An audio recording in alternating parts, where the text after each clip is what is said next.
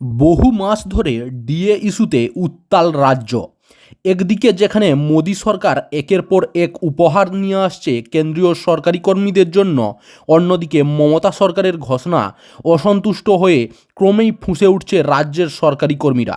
এই আবহাওয়ায় রাজ্য সরকারের অধীনে কর্মরত সরকারি কর্মী, পেনশনাররা ও শিক্ষকদের হয়ে ফের আওয়াজ তুললেন রাজ্যের বিরোধী দলনেতা শুভেন্দু অধিকারী।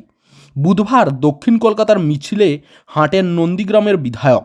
মিছিল শেষে বক্তব্য রাখতে গিয়ে রাজ্যের সরকারি কর্মী, পেনশনার, শিক্ষকদের প্রসঙ্গে উঠে আসে বিরোধী দলনেতার মুখে।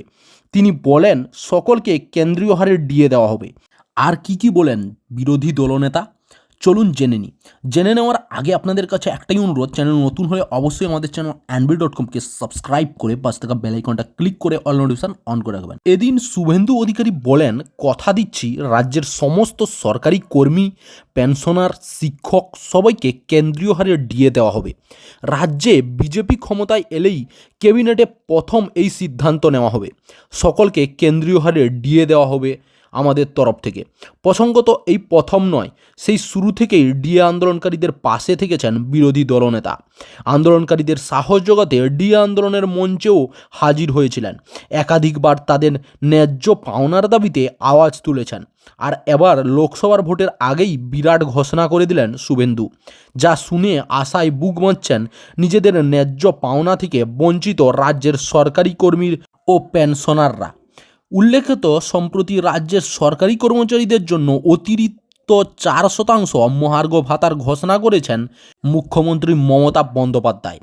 1 জানুয়ারি থেকে বর্ধিত ডিএ কার্যকর হবে, অর্থাৎ এবার থেকে রাজ্য সরকারি কর্মীরা 10% হারে ডিএ পাবেন। তবে মুখ্যমন্ত্রীর এই ঘোষণাতেও একেবারেই খুশি নন রাজ্য সরকারি কর্মীদের অধিকাংশ, কারণ বর্তমান কেন্দ্রীয় সরকারি কর্মীরা 46% হারে ডিএ পাচ্ছেন। আবার কিছুদিনের মধ্যে তার পরিমাণ বৃদ্ধি পেয়ে 50% ছাড়িয়ে যাবে বলে মনে করা হচ্ছে। এই আবহাওয়ায় 6 বা 10 নয়, কেন্দ্রীয় হারে ডিএর দাবি তুলেছেন রাজ্যের সরকারি কর্মীরা।